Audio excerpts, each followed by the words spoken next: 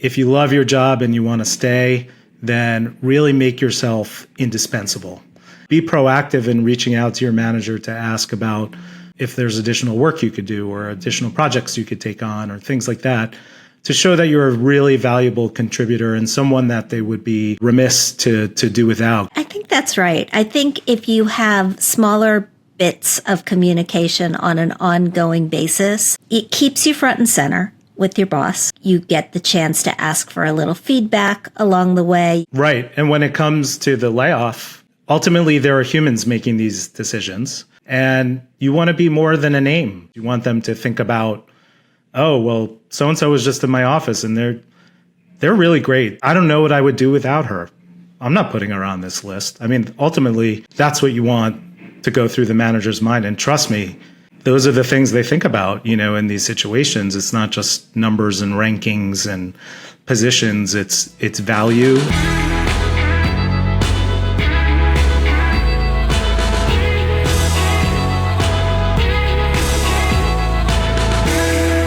Hey everybody, thanks so much for joining us today on Her Money. I'm Jean Chatzky, and today we're going to talk about something that I find myself thinking about every time I sign onto LinkedIn lately. We're going to talk about layoffs. In March, layoffs hit highs that we haven't seen since the early days of the pandemic, and while much of that is due to what's going on in the government, what's happening at the Department of Government Efficiency, or DOGE. The fear is that this is spreading nationwide, and that is actually happening. Nationwide, layoffs are up by 103% from the same period last year. That's according to data from Challenger, Gray, and Christmas. And some of the companies that have recently let people go include Volvo, Google, Meta, Amazon, Mattel, ABC News, CNN. I could go on. I won't. And of course, the big question many of us ask when we hear news like this is, what about me? Is my job going to disappear this year or soon-ish? That's where my guest today comes in. Peter Rahbar is an employment attorney. He's a workplace issues expert. He's the founder of the Rahbar Group. And I asked him to come on here today to walk us through everything that we need to know, whether we are prepping for a potential layoff or whether we're trying to navigate one that's already happened. Peter, welcome to the show. Thanks for tackling this for us. Thanks for having me, Jean. It's great to be here. So let's start with the folks who maybe they're hearing whispers already. Maybe their company has stopped hiring. They're hearing that budgets are tightening, or noticing that people are quietly being let go. What are the top 3 things that you do when you sense that a layoff is coming? Well, it's definitely not a time to bury your head in the sand. And most layoffs do not come out of nowhere. As you said, there are usually signs. And in the time that we're in right now, where there's tremendous uncertainty for corporate leaders, and that uncertainty triggers fears of spending and therefore cost cutting. And one of the first places corporate leaders cut costs is human capital. So I think we will see a wave of layoffs coming. I've been reading about the same ones you mentioned in your introduction, but there's more that are happening real time in my practice. So I would say everybody should be paying attention to this issue right now, and everybody should have a plan. But certainly if you see it going on around you, there's a couple things I would suggest. First of all, don't go around and start asking if you're going to be laid off. That's a good way to get yourself on the list or project some lack of confidence in your own position, and you definitely don't want to do that, especially if you love your job. Instead, what I would do is focus on yourself and your positioning for your next opportunity, whatever it may be. So if you've been meaning to polish up that resume, now's a really good time to do it. If you've been meaning to update your LinkedIn profile, great. Go ahead and do it, because that's the number one place recruiters look. If you've been meaning to catch coffee with some colleagues in your industry, definitely start doing that. These are all things you could do while you're in a job. If you've been thinking about starting your own business, work on that business plan. Do it all while you're still employed, while you have time. And so when the layoff hits, if it hits, you've already gotten a head start on your colleagues and on your search for the next opportunity.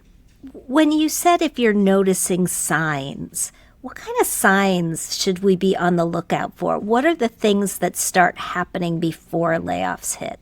Depending on the company, a lot of different things could be happening. So like I was just talking to a client recently who said all of a sudden there was a travel ban or a severe travel cut down at their company, which means the company's already looking at cutting costs.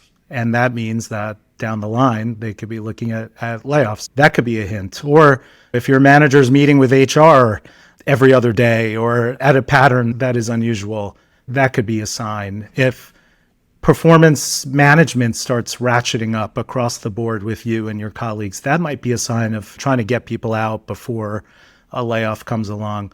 All of these things are signs. It depends from company to company.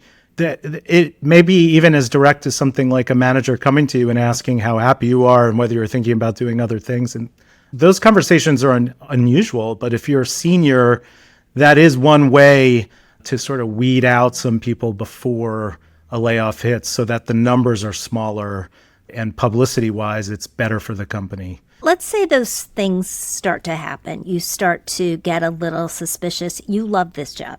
This was the one you were waiting for. You do not want to leave it or lose it. How do you position yourself best inside the company in order to stay off the list? I've received this question many times because contrary to what we hear in the news all the time, people do really love their jobs. There are people out there who really love their jobs and have invested heavily in their careers. And I would say, if you love your job and you want to stay, then really make yourself indispensable and make sure that you remind your manager of how valuable you truly are. So be very visible. As I said at the outset, don't bury your head in sand. Be very visible. Work harder than ever. And then when you accomplish things, make sure everybody knows about it in a professional way, not a showy way. Be proactive in reaching out to your manager to ask about if there's additional work you could do or additional projects you could take on or things like that to show that you're a really valuable contributor and someone that they would be remiss to do without going forward in the leaner organization. That's my number one tip, really, is to make yourself really stand out. The making yourself stand out part of it is not something I think that many women have trouble with. It's the making sure everybody knows that women have trouble with, right? We don't shout our accomplishments from the rooftops. Many of us are overachievers, and maybe we just don't claim the credit that we should claim. What's the professional way to do this without seeming too aggressive, too brown-nosy, annoying? How do we do this in a way that garners respect rather than the opposite? Well, first of all, I want to say most of my clients are women. So, speaking from experience, who unfortunately at work just feel that doing the work is enough. And it's not always up to them, right? Sometimes these opportunities are closed off to meet with men or executives, mostly men, usually at most companies, to share these accomplishments and talk about them in a more casual setting. And the formality of talking about your accomplishments is definitely awkward for people, as you say. So I would find natural ways to do it. And my number one tip for that is really to just be a good communicator and be a steady communicator and make sure your manager knows what you're working on and knows what phases you're in with specific projects that are not only important to you, but you should be explaining to them why it's important to them.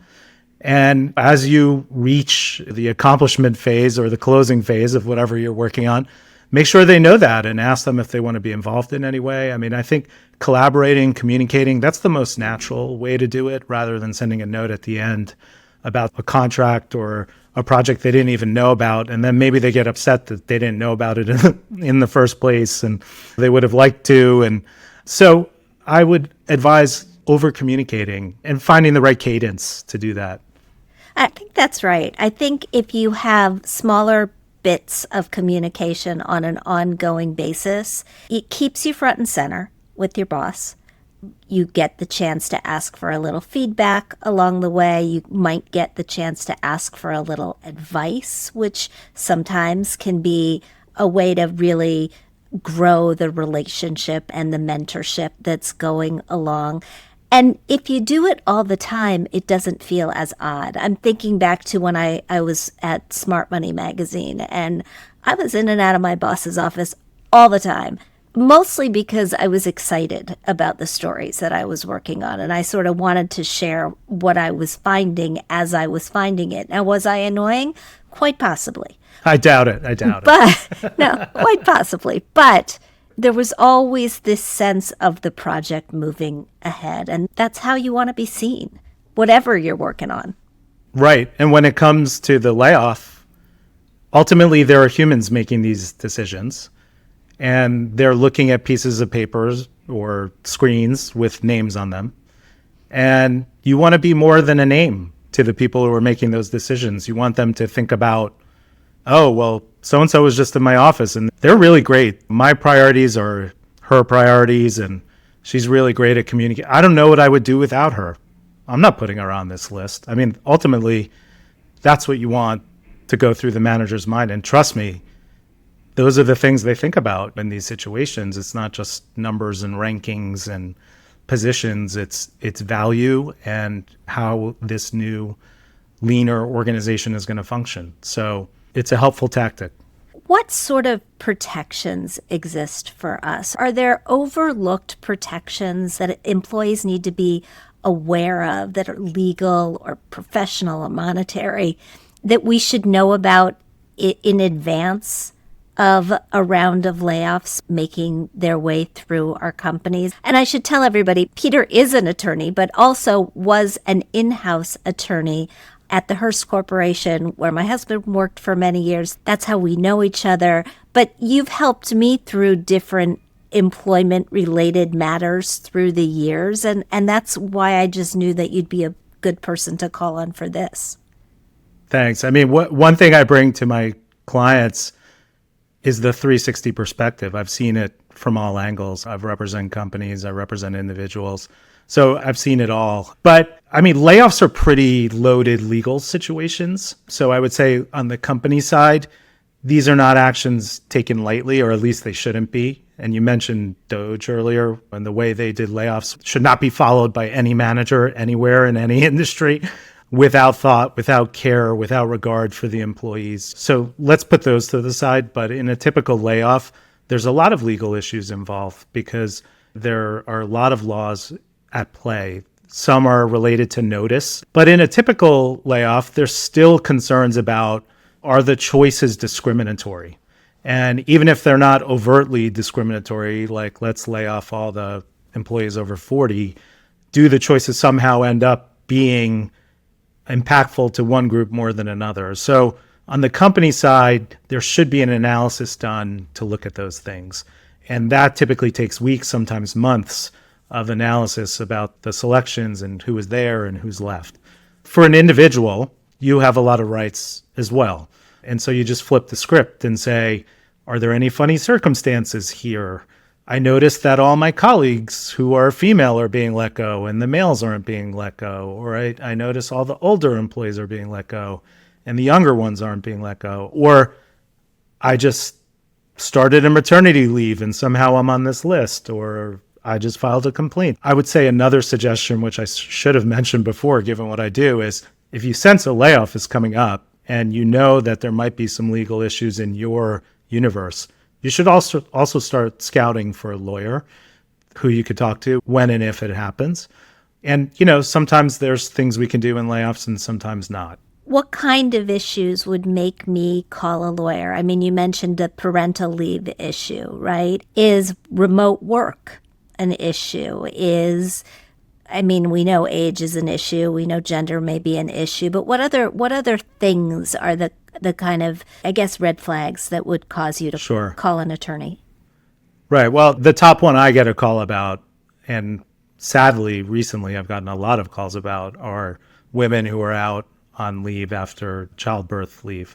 And so that's a top issue that comes up, and one that I know employers struggle with. And just because you're on leave, it doesn't mean you can't be laid off, but it can't be the reason why you're being laid off. So the employer can't say, we can't handle all these leaves. We need people to be here, so let's lay off all the people on leave. That would be illegal.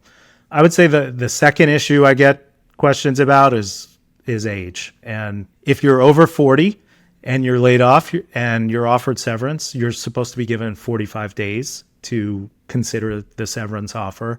And there should be a list attached to your severance agreement. There will be an agreement, and there should be a list attached to it of everybody who was laid off and who was kept and what their ages are. And when I get that list from a client, we analyze it to see if there are problems statistically, or we look and see who the other people in their position were that were laid off and what their ages are. So I'd say age is a really big topic that comes up. And then, of course, gender, race, disability, all of the issues that are covered by the anti-discrimination laws would be relevant in a layoff situation. So, Peter, if a layoff does happen, right? And I was talking to a friend, her 24-year-old son in his first job has been told over and over again what a great job he's doing, laid off this week, along with a whole bunch of other people. And they lined them up at the door, and one by one they went in and they were told by their immediate boss and somebody from HR, and they had to hand over their computer and their identification, and they were escorted out of the building. And that was it. Went home. And Yikes. Yeah, terrible. And this is so not what you want a first employment experience to be. So what do you do if a layoff does happen? What are the first, second, and third things that you have to do to preserve your financial footing and start charting a path forward? Well, I'll give you a legal and non-legal answer to this. The first thing I would say is don't panic. And a lot of people do. And that's understandable. Obviously, it's a very distressing and difficult thing to deal with, especially if it's happening out of the blue. But don't panic. You will be okay, and you will get through it. So secondly, I would say you have rights and you need to be careful about them. And so you need to understand the terms of what's happening. So when is your job ending? Sometimes people are told of layoffs that don't take effect for months. Some companies announce layoffs and then don't do them for months, which I think is really cruel, but something like Meta does commonly. So understand the terms of what's happening. When is your final date? What are you being offered in terms of severance? Now, most companies will pay severance in a layoff. They don't have to by law. I'm asked that question all the time, but most do. Are you going to be given health insurance? You need to understand you're going to transition from regular health insurance to COBRA, which is just your same plan under a different name at a much higher rate. So hopefully your company's paying for that for some period of time. What happens to your 401k and other retirement plans? They're yours, okay? Whether it's a 401k or it's a pension, it's yours. A lot of people ask me, can they take them from me? But if you're at a company where there's a match, you should ask, is the match being given to me? Because some companies do matches at the end of the year. Some do them along the way. You should ask and understand that. You should ask about equipment. You should ask about unemployment. What specifically do you want to ask about unemployment? With respect to unemployment insurance, you're being laid off, so you're eligible for unemployment insurance.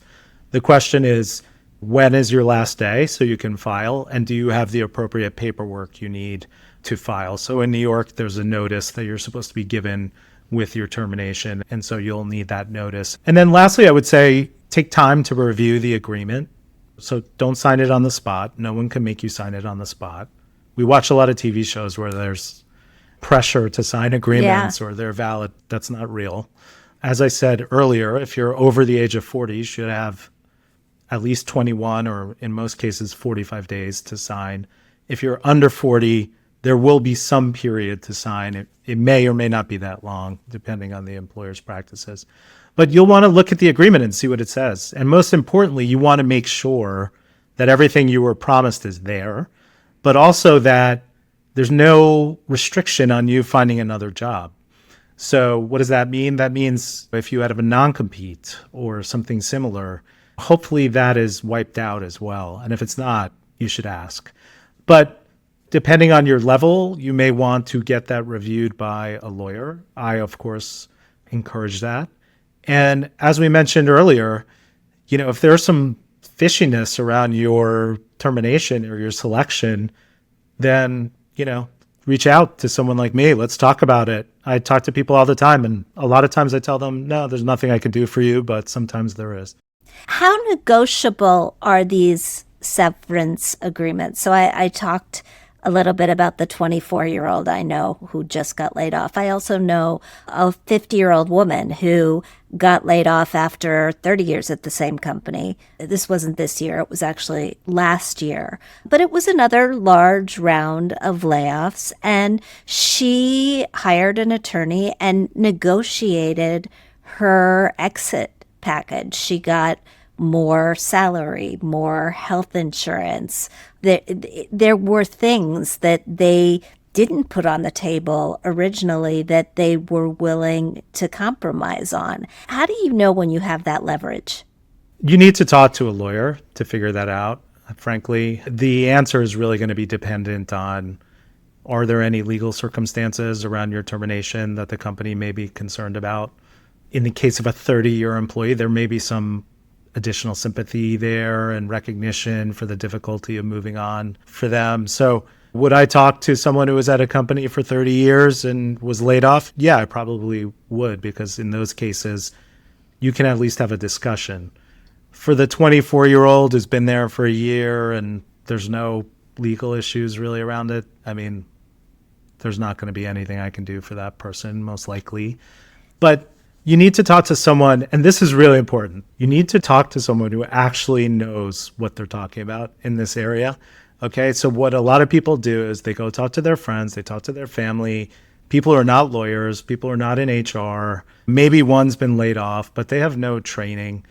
Talk to someone who knows. So talk to a lawyer. If you don't want to talk to a lawyer, talk to someone who works in HR or is an experienced business person and get a sense of whether there's something there to talk about with the company. I would also say limit the circle of people you talk to. Don't talk to like dozens of people, because they're all going to tell you different things.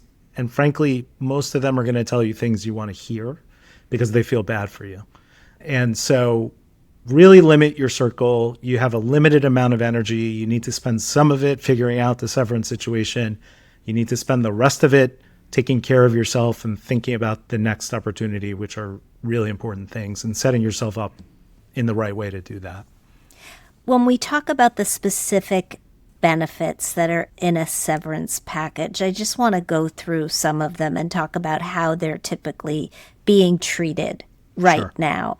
When we talk about dollars on the table, is there a common formula that companies are using, and that if you're not offered it, you should be asking for? Is it a week for every year? Is it 2 weeks for every year? Is there math? Absolutely. The standard, I would say, the market is really 2 weeks per year of service with a cap at a year. So I've had people call me, worked for 40 years at a company and said, I was only offered 52 weeks. I should get 80. And I said, well, that doesn't really happen that often.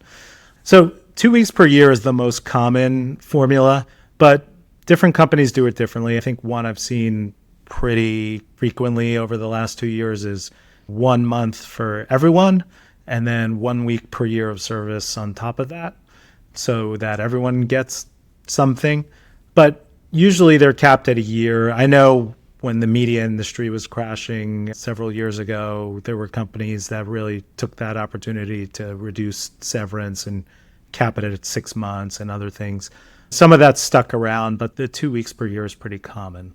What about bonuses? Let's say you work for a company that typically pays a bonus. You've gone halfway through the year and you get laid off. Can you respectfully ask for half your bonus? You absolutely should ask for it. A lot of companies will start off by saying, we're not going to pay a bonus in that situation. I think that should be the expectation. But you should absolutely ask for it, especially if you've done something significant in that first half of the year. Or like I have clients who meet their full revenue goal in the first half of the year.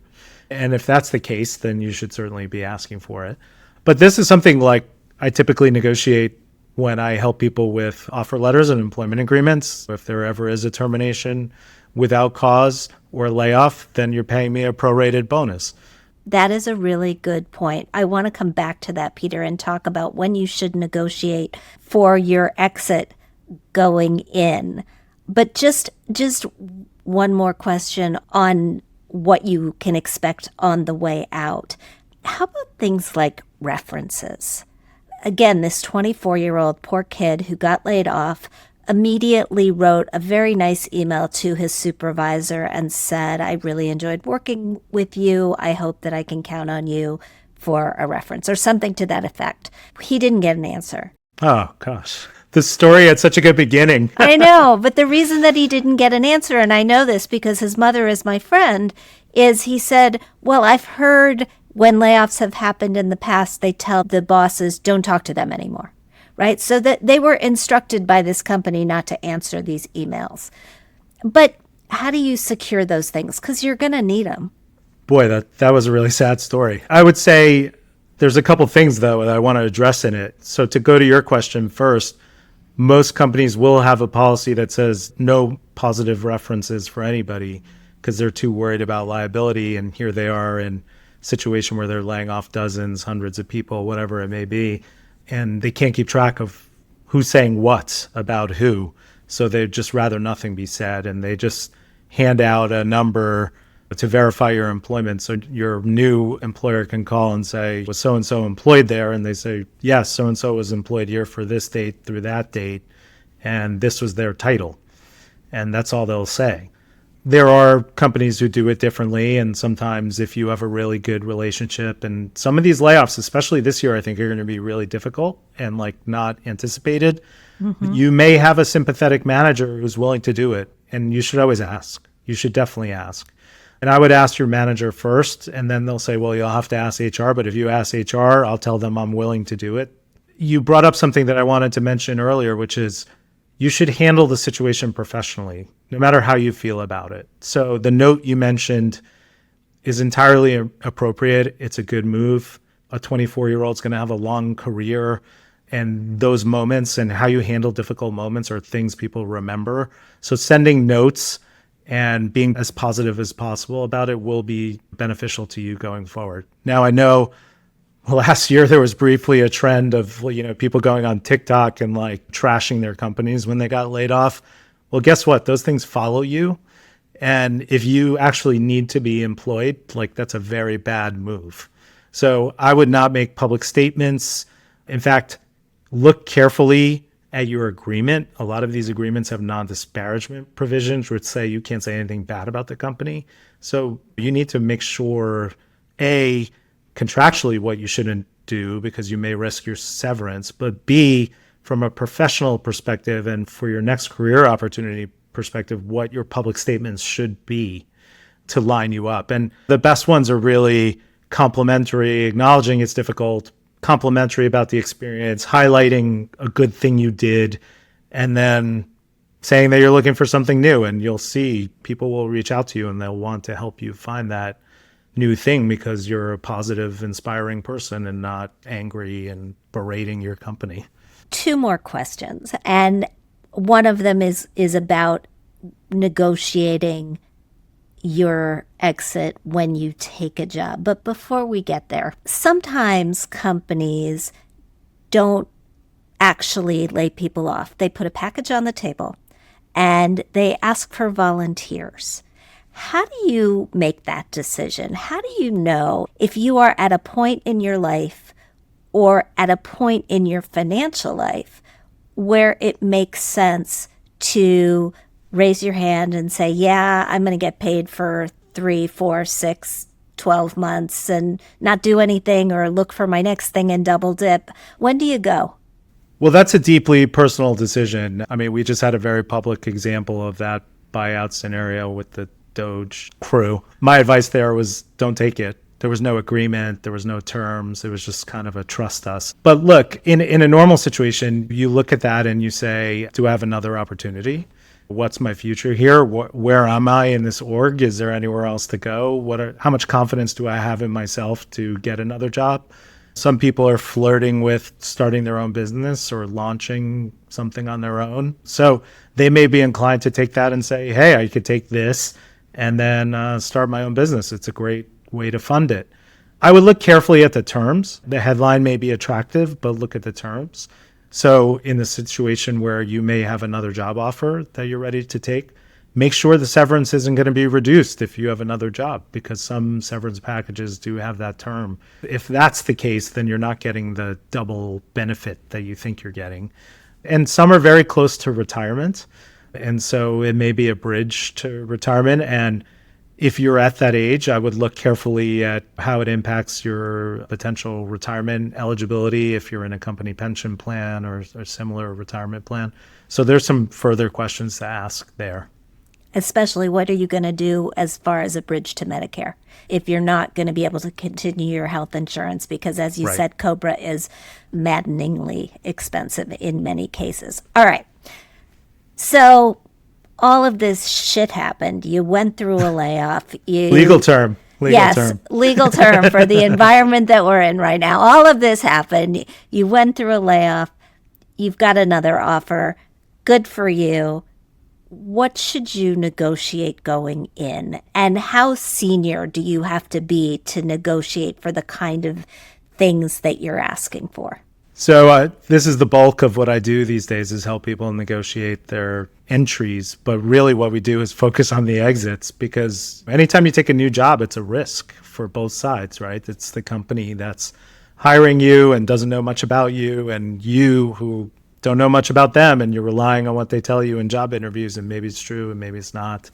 You want to make sure that the risk is balanced and that you're protected if something goes wrong. So I would say negotiating is not something you're going to be doing much of at lower levels. So if you're in an entry-level job, a lot of those roles are prescribed within a certain range. But as you get more senior, it's certainly something you should think about. And you should think about, what happens when I get terminated? Do I get severance? And what's the right market severance for my type of position at my level? Do I get a bonus paid out on a prorated basis if I get terminated mid-year? If you have equity, what happens to equity? Do I get health insurance paid for? Those kind of things.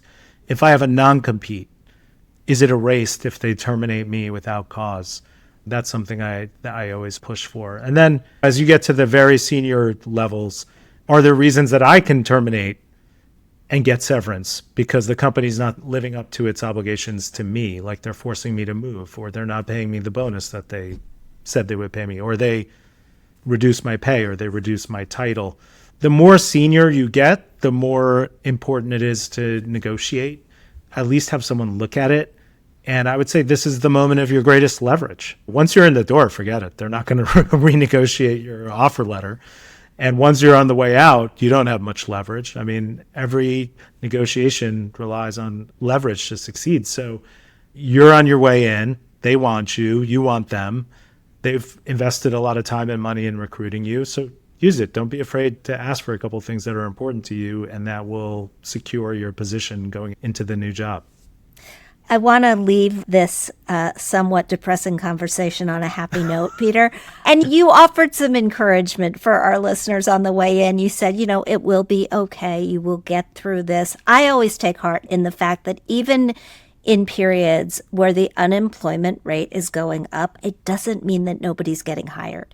It just means it's taking people a little bit longer to get hired. You will find that next job, but what's your best go get 'em speech? My, story that I can share is that I've dealt with people in these situations. I've helped people in these situations, and I've seen them when they're crying and upset when it happens. And then I've seen them when they email me a year later and say, it was the best thing that ever happened to me, and here's all the great things I've done in the last year. I've never received a message that said my life still sucks and I haven't found a job, like never. And you're right. I mean, we're going through just a crazy, unprecedented period in this country right now, but companies are still hiring. Big deals are still happening. And once we find a place of more certainty, things will come back to normal. And hopefully that's very soon. But the important thing is, people want to support you. The universe wants to help people who are doing good things. and who mean well. And if you're laid off, it's not about you. It's about something the company's going through, and this is how they chose to deal with it. So don't take it too personally. Don't spend too much time sitting, feeling bad for yourself. Take a day or two and then get going. You'll find something new. And your positivity in that journey will be inspiring to others, and they'll want to support you. Peter Rahbar from the Rahbar Group, thank you so much. That was an incredibly detailed conversation. I can't believe we've been doing this show for 7 years and we haven't had it before, because it's really important. So thanks for all of the information. Great. Thank you for having me.